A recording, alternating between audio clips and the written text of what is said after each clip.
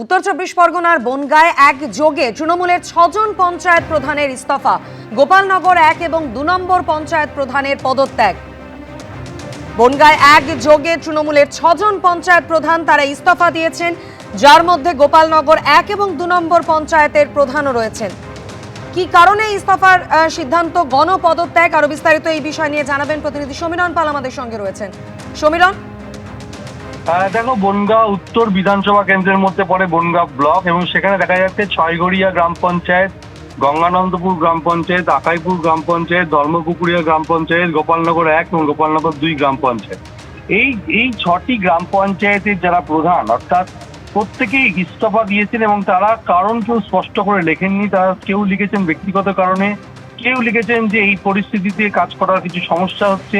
এই সমস্ত কথা জানিয়ে তারা পদত্যাগ করেছেন এবং তার পাশাপাশি এর ফলে একটা সমস্যা তৈরি হয়েছে, যেহেতু বনগাঁ ব্লকের মধ্যে অধিকাংশই পঞ্চায়েত প্রধান তারা এই ধরনের ইস্তফা দিয়েছেন আচমকা। এবং তাতে বিজেপির পক্ষ থেকে বনগাঁ সাংগঠনিক জেলা বিজেপির সভাপতি বিকাশ ঘোষ বলেছেন, তৃণমূলের যারা পঞ্চায়েত প্রধান তারা দুর্নীতি করেছেন, সেই কারণে দুর্নীতির হাত থেকে বাঁচতেই এবং যেহেতু নতুন সরকার আসার পর সমস্ত কিছু পুঙ্খানুপুঙ্খ তদন্ত করবেন, এই কথা শোনার পর থেকেই পঞ্চায়েত প্রধান উপপ্রধানরা যারা পঞ্চায়েতের প্রশাসনিক পদে ছিলেন তারা প্রত্যেকে আতঙ্কে ছিলেন। আর সেই কারণেই সেই দুর্নীতিগ্রস্ত পঞ্চায়েত প্রধানরা তারা আতঙ্কিত হয়েই বাঁচার তাগিদেই ইস্তফা দিয়েছেন বলে বিজেপির পক্ষ থেকে কটাক্ষ করা হয়েছে।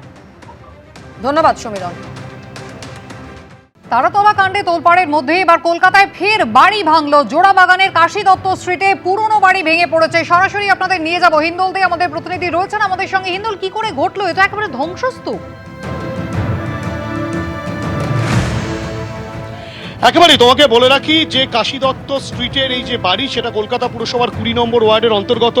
জরাজীর্ণ এই বাড়িতে ৪ জন বাসিন্দা ছিলেন এবং সেই বাড়ি কিন্তু আজ ভোর ৫:৩০ নাগাদ আচমকাই হুড়মুড়িয়ে ভেঙে পড়ে। এবং তুমি দেখতেই পাচ্ছ, অভিজিৎ দাস যে ছবি দেখাচ্ছে, অভিজিৎ দাসকে বলবো, তুমি দেখতে পাচ্ছ ছাদের অংশ ভেঙে পড়েছে এবং শুধু তাই নয়, বাড়ির যে সামনের দিকের একটা অংশ সেই অংশটাও কিন্তু ভেঙে পড়েছে। এবং এখানে রীতিমতো লোহার যে বিমগুলো রয়েছে, পুরনো দিনের বাড়ি, তুমি দেখতেই পাচ্ছ শতাব্দী প্রাচীন এই বাড়ির অংশ ভেঙে পড়ার পরে স্বাভাবিকভাবেই স্থানীয় বাসিন্দারা তারা কিন্তু আতঙ্কিত হয়ে পড়েন, কেননা পাশেই একটি বাড়ি রয়েছে, দেখাবো, পাশাপাশি বাড়ি, ঘন জনবসতিপূর্ণ এলাকা। এবং ৫:৩০টার সময় যখন ঘটনাটা ঘটে তারপরে যে চিত্র দেখা যায় যে এখানে কিন্তু ৪ জন আটকা পড়ে যান। তোমাকে দেখাবো, জোড়াবাগান থানার পুলিশ কিন্তু ঘটনাস্থলে রয়েছে।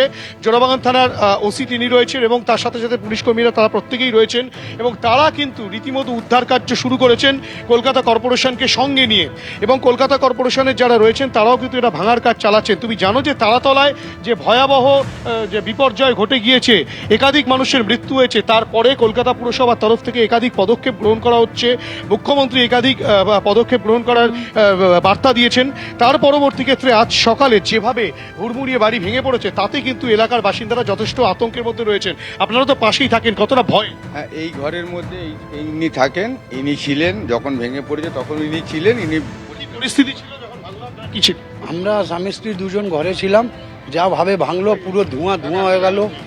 ওনাকে অনেকবার দিয়ে এটা কোনো এক মাসে 1 মাস 2 মাস বলে কথা না, এটা 3 বছর 4 বছর দিয়ে ওনাকে বলা হচ্ছে আপনি বাড়িটা। বিপদ ঘটতে পারে? হ্যাঁ, বিপদ তো ঘটবে, যা অবস্থা আছে ওইটা তো বিপদ ঘটারই পুরো। সুতরাং বিপদের সম্ভাবনা কিন্তু এখনো পর্যন্ত রয়েছে, তেমনটাই কিন্তু এলাকার বাসিন্দারা বলছেন এবং সেই কারণে পুলিশও কিন্তু মানুষজনকে এখান থেকে সরাচ্ছে এবং পুরসভা কাজ শুরু করেছে সমস্ত ভেঙে ফেলা যে জরাজীর্ণ অংশ সেগুলো ভেঙে ফেলার কাজে। হিন্দোল, ধন্যবাদ।